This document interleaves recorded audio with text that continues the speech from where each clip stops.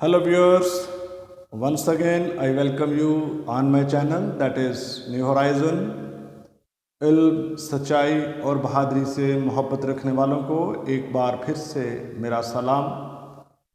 Students, जैसा कि आप जानते हैं कि पिछली वीडियो में हमने डिटेल में बात की थी फार्मूला की, और उस वीडियो में हमने जाना था फार्मूला क्या होता है, फार्मूला की इम्पोर्टेंस, फार्मूला हमें क्या क्या इंफॉर्मेशन प्रोवाइड करता है, ये हमने प्रीवियस वीडियो में जाना था।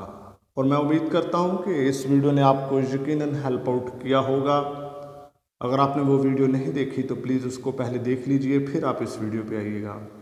वीडियो एंड तक देखने के बाद अगर आपको वीडियो अच्छी लगे प्लीज़ वीडियो को लाइक कीजिए। इस तरह की मज़ीद वीडियोस देखना चाहते हैं चैनल सब्सक्राइब कर लीजिए।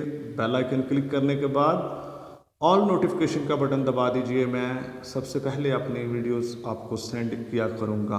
Okay, so students, last time तो हमने बात की थी फार्मूला की, उससे पीछे हमने बात की थी symbols, compounds, mixtures, branches of chemistry. हम एक सीक्वेंस के साथ इसको पढ़ते चले आ रहे हैं। आज जिन दो टॉपिक्स को मैं आपके साथ डिस्कस करने को हूँ वो है एम्पिरिकल फार्मूला और मॉलिक्यूलर फार्मूला। स्टूडेंट्स, फार्मूला में जब हमने पिछली वीडियो में फार्मूला की बात की थी तो मैंने आपको ये जानबूझकर नहीं बताया था कि फार्मूला जो होता है that is of two types. ठीक है, जो कंपाउंड हैं वो भी टू टाइप्स के होते हैं, कोवलेंट कंपाउंड्स और आयनिक कंपाउंड्स। जो कोवलेंट कंपाउंड हैं ये क्या होते हैं और आयनिक कंपाउंड क्या होते हैं, ये हम आगे इनसे रिलेटेड एक पूरा चैप्टर है जिसमें जाके हम इनको डिटेल में डिस्कस करेंगे। लेकिन अभी जो है वो हमारे पास सिर्फ आप इतना ही जान लीजिए कि जो कोवलेंट कंपाउंड हैं इसके मॉलिक्यूल्स बड़े भी हो सकते हैं जिनको हम मैक्रो मॉलिक्यूल्स भी कहते हैं, और जो आयनिक कंपाउंड्स हैं इनके मॉलिक्यूल भी बड़े होते हैं लेकिन इनका फार्मूला जो होता है वो बहुत छोटा होता है। और आयनिक कंपाउंड्स के अंदर जो पैटर्न होता है ये तो नाम से ही जाहिर है कि ये आयंस के बीच में बनता है, पॉजिटिव आयन, नेगेटिव आयंस। ये अगली वीडियो में मैं आपको बताऊंगा पॉजिटिव और नेगेटिव आयन किस तरह से बनते हैं, ये क्या होते हैं, ये हम वहाँ पे डिस्कस करेंगे। फिलहाल आप सिर्फ ये याद रखिए कि जो पॉजिटिव और नेगेटिव आयंस होते हैं, जो आयनिक कंपाउंड होता है वो इनसे मिलकर बनता है, और इसका जो स्ट्रक्चर होता है वो 3 डायमेंशनल होता है। और ये मतलब आप इसको किस तरह से कह सकते हैं कि हर एक पॉजिटिव आयन नेगेटिव आयन से सराउंडेड होता है। ठीक है, और जो हर एक नेगेटिव पॉजिटिव आयन है वो नेगेटिव से, और नेगेटिव जो है वो पॉजिटिव आयन से सराउंडेड होता है। मैं आपको थोड़ा सा बताने की कोशिश करता हूँ, वाइट बोर्ड पर तो ये मुश्किल है क्योंकि ये 3 डायमेंशनल इसकी फिगर होती है। सो मैं ट्राई करता हूँ कि आपको, फॉर एग्ज़ाम्पल मैं एग्ज़ाम्पल ले लेता हूँ इसकी सोडियम क्लोराइड की, NaCl। ये पॉजिटिव आयन सोडियम के और नेगेटिव आयन क्लोराइड के। ठीक है, ये क्या करता है स्टूडेंट्स, जो सोडियम आयन है वो इस तरह से अगर है तो इसके बाद आगे क्लोराइड आयन आएगा, फिर इसके बाद सोडियम आयन आएगा जी, तो इसके बाद इधर आ जाएगा, ये इस तरह से होगा, इसका स्ट्रक्चर जो बनेगा दैट इज़ क्लोराइड आयन। ठीक है, फिर इसके बाद आ जाएगा सोडियम आयन, और इसके बाद फिर आ जाएगा क्लोराइड आयन। एक सोडियम एक क्लोरीन, दूसरा फिर आ जाएगा इसके बाद सोडियम, और इसके बाद फिर क्लोरीन। ठीक है जी, मैं उम्मीद करता हूँ कि आप मेरे साथ हैं और आपको इसकी समझ आ रही है। अच्छा, ये तो हो गया हमारे पास। अब देख लीजिए, ये जो अगर मैं इसकी बात कर लूँ तो ये सोडियम आयन जो है that is surrounded by negatively ions जो कि क्लोराइड आयंस हैं। ठीक है, इस तरह से होगा, तो ये भी इस तरह से बन जाएंगे। तो इसकी जो है वो 3 डायमेंशनल, ये तो सिर्फ पेपर के ऊपर मैंने 2 डायमेंशनल आपको फिगर बना के दिया है। तो अगर ये इस तरह होता, ये क्लोराइड आइन है तो सोडियम आइन यहाँ पे आना था, फिर इसके आगे क्लोराइड आइन आना था, ठीक है। इधर से ये सोडियम आइन है तो इधर क्लोराइड आइन आना था, फिर इसके बाद एक सोडियम। सो ये जो है वो 3 डायमेंशनल इसका जो है वो पैटर्न जो है वो हमारे सामने स्टूडेंट्स बनता है, ठीक है। इसी तरह इन कंपाउंड्स को हम बोलते हैं आयनिक कंपाउंड्स, ठीक है। और जो कोवेलेंट कंपाउंड्स हैं वो होते हैं मोस्टली बिटवीन नॉन मेटल्स। तमाम के तमाम एलिमेंट्स जो इस कंपाउंड में मौजूद होते हैं वो नॉन मेटल्स होते हैं, सही। मैं इसकी एग्जांपल ले लेता हूँ। वाटर कोवेलेंट कंपाउंड है, कार्बन डाइऑक्साइड CO2 ये भी एक कोवेलेंट कंपाउंड है। इसके अलावा एक बड़े मालिक्यूल की बात करते हैं तो वो बन जाएगा हमारे पास, आप कह लीजिए बेंजीन C6H6, ठीक है। इसमें वो जो है वो एक पूरे मालिक्यूल को रिप्रेजेंट करता है। सो अभी हम बात कर लेते हैं, ये तो हो गया हम थोड़ा सा आयनिक फार्मूलाज और कोवेलेंट फार्मूलाज के मतलब, आयनिक कंपाउंड्स और कोवेलेंट कंपाउंड्स के मतलब हो गया। अभी जो एम्पिरिकल फार्मूला है students, empirical formula is the formula that represents the ratio of whole numbers of all the atoms present in a compound. किसी एक कंपाउंड के अंदर जो एटम्स मौजूद हैं उनके दरमियान जो रेशो है उस रेशो को रिप्रेजेंट करता है एम्पिरिकल फार्मूला। सो एम्पिरिकल फार्मूला जो है वो एग्जैक्ट नंबर ऑफ एटम्स को नहीं बताता। बोर्ड पर चलते हैं, आपको मज़ीद वहाँ पे समझ आ जाएगी। फॉर एग्ज़ाम्पल मेरे पास एक कंपाउंड है, मैं इसको क्या लेता हूँ C6H6, ये फार्मूला है बेंजीन का, ठीक है। और ये हमें फार्मूला इंफॉर्मेशन, और ये कोवेलेंट कंपाउंड है और ये हमें मालूमात देता है कि 6 एटम्स ऑफ कार्बन और 6 एटम्स ऑफ हाइड्रोजन, ये एग्जैक्ट नंबर ऑफ एटम्स बता रहा है ये फार्मूला। सो ये मॉलिक्यूलर फार्मूला है। अभी हम इसको ना इस तरह से लिख देते हैं, दो एलिमेंट्स हैं ना, कार्बन और हाइड्रोजन, तो मैं कार्बन के जो नंबर ऑफ एटम्स हैं वो हैं 6 और ये भी आ गया हमारे पास 6। इसकी रेशो निकाल लीजिए तो ये रेशो बन जाएगी 1:1। सो ये तो हमारे पास बना मॉलिक्यूलर फार्मूला। अभी इसका एम्पिरिकल फार्मूला जो होगा वो ये होगा CH। ये एम्पिरिकल फार्मूला, ये एक्चुअली इसके जो नंबर ऑफ एटम्स हैं उसके बीच में जो सिंपल होल नंबर रेशो बनती है ये इसको रिप्रेजेंट करता है। मैं उम्मीद करता हूँ कि आप एक और एग्जांपल लेते हैं। हमारे पास एक फार्मूला है ग्लूकोज C6H12O6, ठीक है। चलिए 3 एलिमेंट्स हैं, कार्बन हाइड्रोजन और ऑक्सीजन, हम इसको भी रेशो ले लेते हैं, इनकी भी carbon ratio hydrogen ratio oxygen, ठीक है। इसके ये मॉलिक्यूलर फार्मूला है क्योंकि ये exact number of carbon hydrogen and oxygen जो है उनको ये बता रहा है। तो मैं इसको ले लेता हूँ 6:12:6। तो आप इसकी रेशो ले लें, मैथ में आपने रेशो को तो पढ़ा ही होगा, आप जानते होंगे, तो ये आ जाएगा 1:2:1। सो स्टूडेंट्स ये फार्मूला मॉलिक्यूलर फार्मूला है, जबकि मैं इसको CHO, इसका 1 यहाँ पे आएगा, इसका 2 यहाँ पे आ जाएगा और ये 1 लिखने में नहीं आता इसलिए। सो स्टूडेंट्स ये वाला जो फार्मूला है दैट इज एम्पिरिकल फार्मूला, ठीक है। ये एग्जैक्ट नंबर ऑफ एटम्स को बता रहा है ये फार्मूला, और ये वाला जो है ये नंबर ऑफ एटम्स जो हैं एलिमेंट्स के उनके बीच में जो होल नंबर रेशो बनती है ये इसको एक्सप्लेन कर रहा है। सो ये एम्पिरिकल फार्मूला है और ये मॉलिक्यूलर फार्मूला है। मैं उम्मीद करता हूँ कि आपको इनकी समझ आ चुकी होगी, ठीक है। मैं अभी इनको रिलीज कर दूंगा। इसके बाद जो है वो हम चलते हैं इसके बीच में मॉलिक्यूलर फार्मूला भी स्टूडेंट्स बीच में ही है, तकरीबन कंप्लीट हो चुका। सो मॉलिक्यूलर फार्मूला अभी हम बात कर, ये मैंने जो एग्जांपल्स ली हैं ये ली हैं मैंने कोवेलेंट कंपाउंड्स की। अगर हम बात कर लें आयनिक कंपाउंड्स की, जैसे कि मैंने पहले जिक्र किया है NaCl, ये आयनिक कंपाउंड है।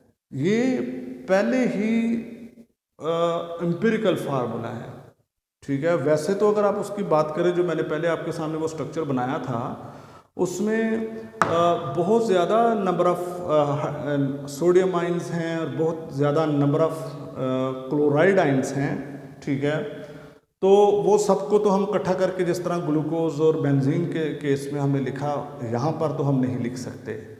सो ये एक पूरा यूनिट है जो पूरे कंपोजिशन बताता है। वो बताता है ये फार्मूला कि इसमें सोडियम और क्लोराइड आयन मौजूद हैं, और ये पहले ही जो है वो एम्पिरिकल फार्मूला, आयनिक कंपाउंड्स के जो फार्मूलाज होते हैं वो पहले से ही एम्पिरिकल फार्मूलाज होते हैं, ठीक है। सो अभी हम बात कर लेते हैं एम्पिरिकल फार्मूला और जो मॉलिक्यूलर फार्मूला है, इसके बीच में एक रिलेशनशिप भी बनता है। अभी हम उसको डिस्कस कर लेते हैं, ठीक है जी। वो क्या? Molecular formula that is equal to empirical formula,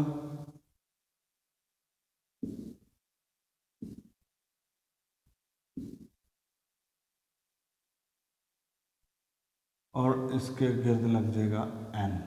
ये n क्या हुआ, ठीक है जी। सो हम बीच में अभी देख लेते हैं, मैं इसकी एग्जांपल ले लेता हूँ। इधर साइड पर हम इसको लिख लेते हैं C6H12O6। तो जो हमने रेशो निकाली थी इसकी, कार्बन, हाइड्रोजन और ऑक्सीजन के बीच में 6:12:6, 1:2:1। तो इसका मतलब ये हुआ कि ये 6 के साथ इसको हम डिवाइड कर रहे हैं। सो इस केस में जो n होगा दैट इज 6, ठीक है। वो जो रेशो बनती है between the number of atoms of the elements, ठीक है, ये तो सिंपल रेशो आ गई, लेकिन ये जो है ये इसका मल्टीपल है रेशो का, n। सो इस केस में 6 जो जिसमें आप इसको क्रॉस कर रहे हैं, जिसमें आप इसको डिवाइड करके रेशो ले रहे हैं, दैट इज़ n। अगर हमारे पास n आ जाता है तो हम इसको हम बना सकते हैं कैसे? यही molecular formula that is equal to empirical formula क्या होगा, CH2O और इधर आ जाएगा 6। ये इस तरह से इसको मल्टीप्लाई कर दें नंबर ऑफ एटम्स के साथ, तो ये बन जाएगा C6H12O6, ठीक है। तो इस तरह से हम स्टूडेंट्स इसको जो है n अगर हमारे पास हो, हम n निकाल सकते हैं इस रिलेशन को यूज़ करके भी। n हमारे पास होगा तो हम एम्पिरिकल फार्मूला से जो है वो मॉलिक्यूलर फार्मूला में, और मॉलिक्यूलर फार्मूला से एम्पिरिकल फार्मूला में जंप कर सकते हैं। सो मैं उम्मीद करता हूँ कि आपको एम्पिरिकल फार्मूला और मॉलिक्यूलर फार्मूला की समझ आ चुकी होगी। स्टूडेंट्स, इसके बाद हमारे पास जो नेक्स्ट एक टॉपिक आता है, मेरा ख्याल है कि मुझे वो डिस्कस कर लेना चाहिए साथ साथ ही, छोटा है वो, that is molecular mass and formula mass, ठीक है। अगर आपको याद हो तो मैंने बात की थी आपके साथ एटॉमिक मासेस की, मॉलिक्यूलर मास एंड एक ही बात है, थोड़ा सा बीच में फर्क है इनमें, फार्मूला मास। ये क्या बला है, इसको हम अभी देखेंगे। स्टूडेंट्स, अगर हमें फार्मूला मिल जाता है किसी कंपाउंड का, हमारे पास फार्मूला है और हम उसके अंदर जो सब्सटेंसेस हैं उनको हम देखते और उनके एटॉमिक मासेस का हमें पता है, तो हम उसका फार्मूला मास या फिर मॉलिक्यूलर मास। अच्छा, ये बार बार इसमें आपने कंफ्यूज नहीं होना, एक ही बात है, एक ही चीज़ है, सिर्फ कोवेलेंट फार्मूलाज जो होंगे, जो कोवेलेंट कंपाउंड्स होंगे, उसके लिए हम मॉलिक्यूलर मास वर्ड यूज़ करेंगे, और जो आयनिक कंपाउंड्स होंगे उसके लिए हम फार्मूला मास इस्तेमाल करेंगे। ये हम किस तरह कैलकुलेट कर सकते हैं, ये एक अहम टेक्निक है, ये आगे आपको केमिकल कैलकुलेशंस में बहुत ज़्यादा हेल्प आउट करने को है। सो ध्यान से इसको सीख लीजिए। मैं बड़ी सिंपल एग्जांपल्स के साथ आपको एक्सप्लेन करूँगा। इससे पहले कि आप इसकी तरफ बढ़ें स्टूडेंट्स, आपको जो तकरीबन 118 एलिमेंट्स हैं सबके एटॉमिक मैसेज याद करने की ज़रूरत नहीं है, लेकिन जो हम फ्रीक्वेंटली यूज़ करते हैं उनके एटॉमिक मैसेज मैं आपको सजेस्ट करूंगा कि वो आपको ज़बानी आने चाहिए।